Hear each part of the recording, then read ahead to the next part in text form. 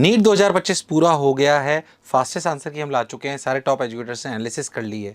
पर फिर भी जानना जरूरी है, जो अगले साल एग्जाम देना चाहते हैं या देंगे या जो इस साल दे चुके हैं, कि कैसा पेपर आया था, ये जानना बहुत जरूरी है, क्योंकि उसी से कट ऑफ का आइडिया लगता है। तो एक बेसिक कट ऑफ का आइडिया भी मैं आपको दूंगा और पूरी एनालिसिस भी दूंगा, और किस तरफ हम जाने वाले हैं ये भी आपको बताऊंगा। तो देखते हैं, समझते हैं, एनालिसिस करते हैं कि कैसा एग्जाम रहा। अगर अपन ध्यान से देखें तो ये तो आप सब लोग जानते हो, गवर्नमेंट मेडिकल कॉलेजेस कितने हैं, टोटल सीट्स कितनी हैं, 1,09,000 के आसपास आपकी सीटें हैं प्राइवेट और ये मिलाकर, और आपके कितने कॉलेज हैं, 313, और टोटल सीट्स आपकी कितनी अलग अलग एग्जामिनेशंस के लिए बनी हुई हैं।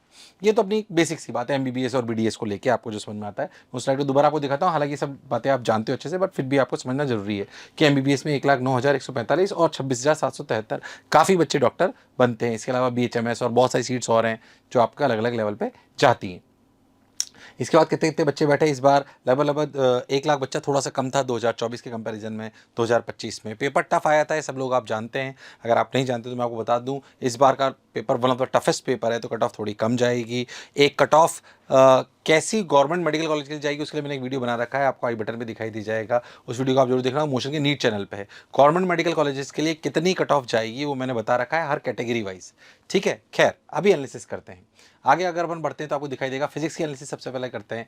तो हमने टॉपिक वाइज को तोड़ दिया, इजी, मीडियम और डिफिकल्ट। आप देखो, हमेशा ये इजी का पलड़ा बहुत भारी रहता है, इस बार ये शिफ्ट हो गया है मीडियम और 8। हमेशा पेपर इजी टू मॉडरेट रहता है, इस बार मॉडरेट टू टफ की तरफ पेपर चला गया है। ऐसा हम कभी देखा नहीं जाता, फिजिक्स में बहुत कैलकुलेटिव सवाल थे। 16 सवाल जो आपको इजी दिखाई दे रहे हैं, ये भी कैलकुलेशन करनी पड़ी थी।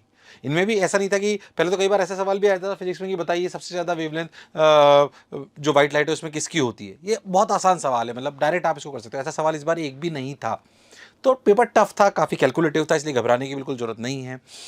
फिजिक्स में अगर अपन बात करें तो आपको दिखाई देगा कि जो अमूमन अगर अपन बात करें तो आपको इलेक्ट्रिसिटी एंड मैग्नेटिज्म देखो हमेशा हमेशा एक बड़ा पोर्शन लेके चलता है, ये एफर्ट भी ज़्यादा मांगता है। इलेक्ट्रॉनिक्स में बात करें तो कम एफर्ट है, पर 2 सवाल आते हैं। मैकेनिक्स अगेन 11 सवाल आते हैं, पर टफ नहीं होता। जनरल एंड एक्सपेरिमेंटल देखो 3 सवाल आते हैं। ये जो बेसिकली आपके वर्नियर कैलिपर, स्क्रू गेज, छोटी छोटी चीज़ें, इन पे सवाल आते हैं, बहुत कम ही एफर्ट लगाते हैं, पर इससे सवाल बहुत सारे आते हैं। तो हर साल हम एक एफर्ट वर्सेस मार्क्स का स्कोर जो होता है वो भी एक पूरा वीडियो बनाते हैं कि कितना एफर्ट लगाएं और उससे कितने सवाल आते हैं, वो उसकी इंपॉर्टेंस बताता है। तो वो वीडियो भी अगर आपने नहीं देखा तो जरूर देखिएगा। खैर मैं वापस एनालिसिस की तरफ आता हूँ। अच्छा, जो भी एनालिसिस मैं आपको दिखा रहा हूँ इसकी पीडीएफ भी हमने नीचे डाउनलोड करने के लिए बना दिया है लिंक, आप डाउनलोड करके अपने पास रख सकते हैं। जो नेक्स्ट के लिए तैयारी करना चाहते हैं या अगले साल के लिए करेंगे, उनके लिए भी वो बहुत इंपॉर्टेंट होगी। फिजिक्स में बात करें तो 11 से 49% सवाल आए हैं और 12 से 51 आए, मतलब लगभग लगभग बराबर है। थोड़ा सा हर साल ही थोड़ा 50 से ज़्यादा रहता है, काफ़ी 60 के आसपास रहता है ये 12th को लेकर, पर इस बार लगभग लगभग बराबर है। तो 11th is also equally important. अगर अपन बात करें इनऑर्गेनिक केमिस्ट्री की, तो इनऑर्गेनिक में आप देखेंगे कुल मिला के 12 सवाल आए, ईजी 8, मीडियम 4 और डिफिकल्ट बहुत ज़्यादा नहीं। तो इनऑर्गेनिक में ऐसा डिफिकल्ट लेवल कुछ होता नहीं है, पर फिर भी 8 और 4 12 सवाल आपको इनऑर्गेनिक में दिखाई देंगे, जो आपको दिखाई देंगे। 11th का पोर्शन ऐसे, 12th का पोर्शन ऐसे, ज़्यादा अपना 12th के पोर्शन से इनऑर्गेनिक आती है, क्योंकि ज़्यादा चैप्टर्स भी उसी में होते हैं। अगर अपन नेक्स्ट बात करें ऑर्गेनिक केमिस्ट्री में, तो आपको नॉमेनक्लेचर ऑफ ऑर्गेनिक कंपाउंड आप देखो तो कुल मिला के 17 सवाल आपको दिखाई देंगे। जो 7 सवाल आपको दिखाई देंगे वो जीओसी से दिखाई देते हैं। One of the most important chapters बहुत सारे दिखाई दे रहे हैं, पर जीओसी सबसे इंपॉर्टेंट होता है और जीओसी सबसे ज़्यादा पढ़ाया भी जाता है। तो जीओसी से 7 सवाल आपको दिखाई दिए, जिसमें 3 ईजी थे, 2 मीडियम थे, 2 टफ थे। ईजी, मीडियम, डिफिकल्ट की बात करें तो 6, 3, 8 ये टीचर्स ने दिया है। फिर मैं कह रहा हूँ ये इस बार का पेपर इजी टू मॉडरेट की बजाय मॉडरेट टू टफ की तरफ चला गया, नहीं तो ये इजी वाली साइड ज़्यादा रहता है।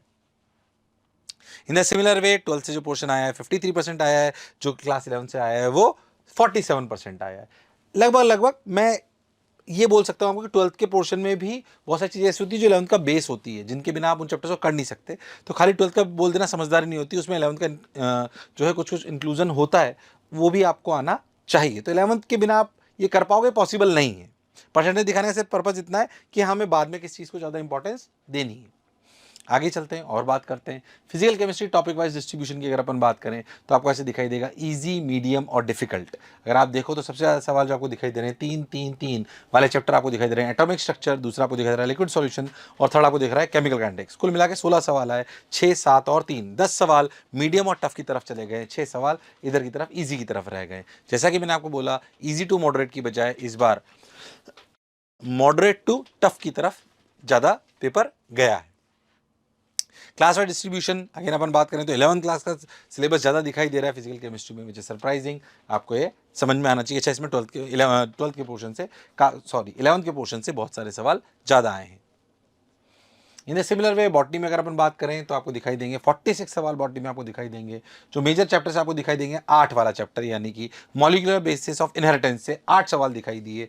5 सवाल जो दिखाई दिए वो दिखाई दिए sexual reproduction in flowering in plants, 5 सवाल यहाँ से दिखाई दिए। 5 सवाल फिर एक और चैप्टर से दिखाई दिए cell the unit of life पे सेल वाला जो चैप्टर है वो दिखाई दिया। 5वां जो एक और है वो है प्लांट किंगडम। इन सबसे आए अगर अपन बात करें तो 15 मीडियम और 9 टफ, यानी कि 15 और 9 24 सवाल। फिर से जो मैं कह रहा हूं बार बार कि मॉडरेट टू टफ की तरफ पेपर ज़्यादा चला गया है। ये भी पिछले साल से स्तर बढ़ा था। सारे टीचर्स ने सेम बात बोली है। फिजिक्स में तो खैर काफ़ी कैलकुलेटिव था। अगर जूलॉजी बॉटनी में भी पिछले साल से स्तर ज़्यादा था। आया सब कुछ नोट से है, एनसीईआरटी से आया है, बट ट्रिकी कर दिया है, थोड़ा ट्विस्ट कर दिया है उसको। तो आपको उस पैराग्राफ से आपको सवाल बनाने आने चाहिए। अगर अपन और बात करें तो बॉटनी में जो क्लास 12th है उसका 46% है, जो क्लास 11th है वो 54% है। ऐसे इसका डिस्ट्रीब्यूशन है। ये बॉटनी की हो गई। जूलॉजी की बात हो गई अपनी और देखते हैं। देखिए जूलॉजी की बात करते हैं हम। जूलॉजी में अगर अपन बात करें तो 44 सवाल दिखाई दे रहे हैं आपको, 46 और 44 मिला के अपने 90 सवाल हो गए। ठीक है, अगर अपन इसमें बात करें तो आपको दिखाई देगा 5 वाले चैप्टर में आपको बता देता हूं, वो है chemical coordination and integration. Again आप बहुत ध्यान से देखो तो 15 16 और 12 28 सवाल अगर आप देखें तो फिर से पेपर मॉडरेट से टफ की तरफ चला गया है। इसलिए हम कह रहे हैं बार बार कट ऑफ ज़्यादा जाने के चांसेस हैं। 5 वाले जो चैप्टर्स हैं वो है केमिकल कोऑर्डिनेशन एंड इंटीग्रेशन। इधर 6 वाला जो एक चैप्टर है वो है बायोटेक्नोलॉजी प्रिंसिपल्स एंड प्रोसेसेस। 5 वाला एक और चैप्टर है ह्यूमन हेल्थ एंड डिजीजेस। 4 वाले तीनों animal kingdom, structural organisation in animals and biomolecules, ये आपको दिखाई देंगे। 5वां एक और है ह्यूमन रिप्रोडक्शन वाला, और जैसे मैंने आपको बोला ह्यूमन हेल्थ एंड डिजीज। तो ये इंपॉर्टेंट टॉपिक्स आप बोल सकते हो। हर साल के एनालिसिस को देखकर आपको समझना चाहिए कौन से चैप्टर कितने होंगे। इसके अलावा भी हम एफर्ट वर्सेस मार्क्स का एक पूरा वीडियो बनाते हैं, जैसे कि मैंने आपको बोला, उसे जरूर देखिएगा अगर आप अगले साल प्रिपरेशन करने वाले हैं। मैं आपको अगर आप भी मेरे वीडियो को आप रिलीज होने के 1-2 दिन में ही देख रहे हैं तो आपको एक वीडियो मेरा और दिखेगा कि किसको ड्रॉप लेना चाहिए, किसको नहीं लेना चाहिए। उस पर भी एक वीडियो आपको दिखेगा और ऑनेस्ट दिखाई देगा। मैं आपसे कोई अलग तरीके बात करने आऊँगा, जो ऑनेस्ट रिव्यू होगा, किसको नहीं लेना चाहिए बहुत स्ट्रिक्टली बोलूँगा, बहुत स्ट्रिक्टली बुरा लगेगा बट आपको समझ में आएगी, वो जरूर देख लीजिएगा। इसके अलावा अभी तक अगर आपने मार्क्स कैलकुलेट नहीं करें तो हमारा एक मार्क्स कैलकुलेटर है नीचे लिंक पे, उसको जरूर आप मार्क्स कैलकुलेट कर लो। उसमें सिर्फ OMR भरनी है, मार्क्स आपके आ जाएंगे। उस मार्क्स के बाद आपको कौन सी रैंक कौन सी कैटेगरी में मिल सकती है वो भी हम प्रेडिक्ट करके बताएंगे। इसके अलावा हम आपको ये भी बताएंगे कि अगर आपको कॉलेज मिल सकता है तो कौन सा मिल सकता है, तो उनको जरूर कर लीजिए। अगर आप मार्क्स कैलकुलेट कर चुके हो तो इस मार्क्स पे क्या रैंक मिल सकती है, क्या कॉलेज मिल सकता है, उसकी पूरी एक PDF बन के आएगी आपके पास। दोनों लिंक बहुत अच्छे हैं, बहुत मेहनत करिए तो जरूर ये इस काम को कर लीजिएगा। खैर ये वाला वीडियो एनालिसिस का है, इसको यहीं पे करते हैं, आगे बढ़ते हैं। जूलॉजी क्लास वाइज डिस्ट्रीब्यूशन 55% और 45% जो आपको यहाँ पे दिखाई देता है। मैं फिर से एक बार आपको कह रहा हूँ कि बहुत सारे बच्चे आज हताश और निराश दिखाई दिए थे एग्जाम के बाद। बिल्कुल घबराने की जरूरत नहीं है। बार बार मैं एक बात बताता हूँ, जंग में 2 ही चीज़ होती है, या तो आप जीतते हो या आप सीखते हो, या तो आप जीतते हो या आप सीखते हो। तो आप आज जीते या सीखे ये तो शायद आप खुद ही जानते हैं, बट हाँ हो सकता है हम नहीं जीते हों पर हम सीखे जरूर हैं। उस सीख को कैसे अगली बार अप्लाई करना है ये आपको पता होना चाहिए। तो आपके नंबर्स आशा करता हूं कि आप लोग कैलकुलेट कर चुके होंगे। ये बेसिक सब्जेक्ट वाइज कैलकुलेशन थी। इसके अलावा जिसके लिए आप सब लोग इंतजार कर रहे थे वो है कट ऑफ। तो एक तो मैंने वो वाली कट ऑफ का वीडियो अलग बना दिया है जो आपको आई बटन में दिखाई देगा, मोशन के नीट चैनल पे है। ये वाला मेरा वीडियो मोशन एनवी सर वाले चैनल पे है, मोशन नीट चैनल पे आपको दिखाई देगा। और उसमें मैंने सिर्फ और सिर्फ गवर्नमेंट मेडिकल कॉलेज कितने नंबर पे मिल सकता है वो बताया है। Government medical college different categories में, तो उसे आप देख लीजिए। यहाँ पे सिर्फ मैं कट ऑफ की बात कर रहा हूँ, वो कट ऑफ जिनको अपीयर कर सकते हैं, जो क्वालिफाई कहलाते हैं, जो क्वालिफाई कहलाते हैं ना बच्चे, उसके लिए जो अपीयर कर सकते हैं उन पे मैं बात करना चाहता हूँ। क्वालिफाई जो कर सकते हैं, कि जो क्वालिफाई करने वाला स्कोर है उस पर बात करता हूँ, क्योंकि पेपर थोड़ा टफ था।